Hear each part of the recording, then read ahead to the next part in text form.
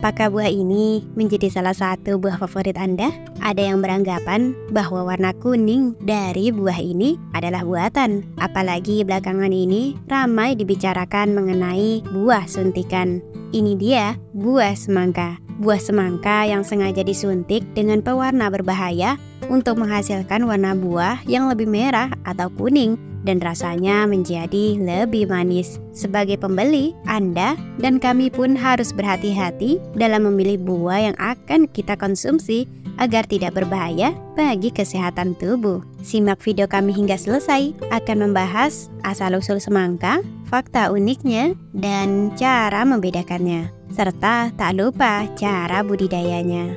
Saat musim panas, buah ini menjadi buah yang banyak diburu karena buah semangka banyak mengandung air dan rasanya menyegarkan. Selain itu juga harga buah ini bisa dibilang cukup ekonomis di kantong. Harganya berkisar antara 5.000 hingga 10.000 per kilogramnya. Selain di pasar nasional, ternyata buah ini juga tampil di pasar ekspor. Bahkan pada tahun 2021, dilansir dari Kompas, Indonesia telah melakukan ekspor semangka sebanyak 14,5 ton ke Uni Emirat Arab. Selain dikonsumsi langsung, buah semangka juga kerap diolah menjadi berbagai minuman dan jus. Hal ini membuat permintaan akan buah semangka selalu meningkat di pasaran.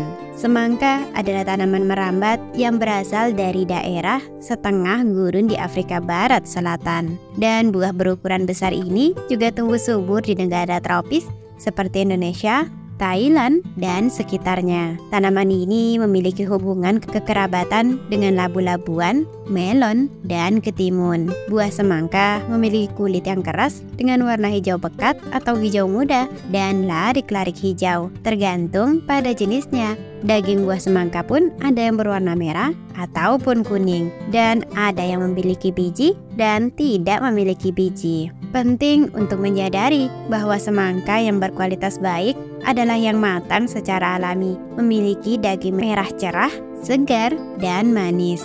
Lalu, bagaimana memilih semangka yang sudah matang? Ini dia tipsnya. Secara umum, cara memilih semangka matang dengan mudah yaitu dengan melakukan tes mengetuk-ngetuk semangka. Jika bunyinya nyaring seperti drum, maka semangka sudah matang. Namun, jika bunyinya cenderung tumpul, maka belum matang. Semangka yang matang juga terasa lebih berat karena kandungan airnya yang lebih banyak. Namun, Anda pun harus hati-hati. Akhir-akhir ini banyak oknum penjual semangka yang tidak bertanggung jawab melakukan praktek nakal seperti menyuntik buah semangka dengan bahan-bahan berbahaya. Teknik penyuntikan pada semangka ini sering dilakukan untuk membuatnya terlihat matang dengan cepat. Pewarna buatan sering disuntikan untuk mengubah warna daging semangka secara instan, dan juga pemanis kimia digunakan untuk memberikan rasa manis pada buah semangka. Praktik semacam ini tentu saja sangat berbahaya bagi kesehatan kita semua.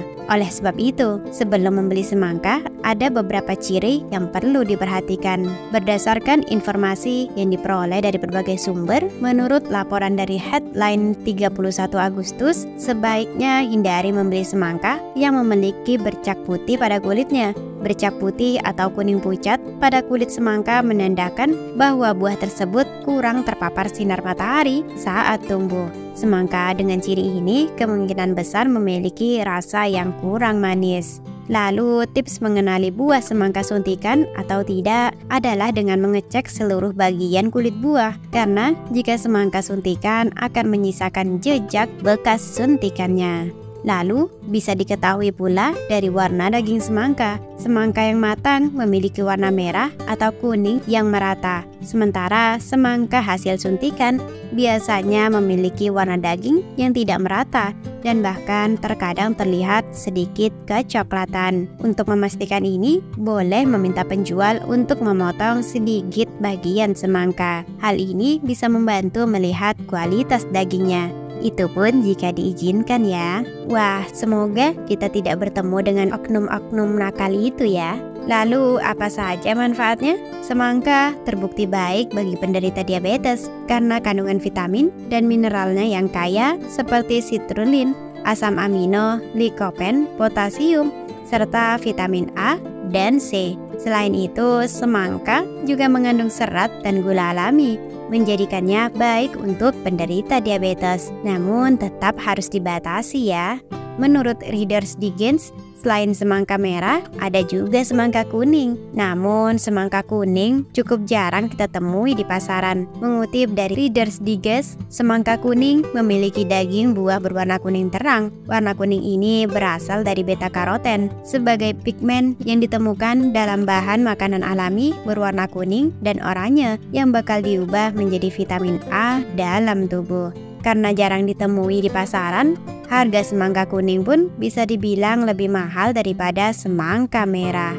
Dan mungkin semangka kuning bisa menjadi peluang bisnis yang menguntungkan, bukan? Bahkan menurut beberapa sumber, semangka kuning sebenarnya telah dibudidayakan sebelum semangka merah dan sudah tumbuh di Afrika selama 5.000 tahun lalu.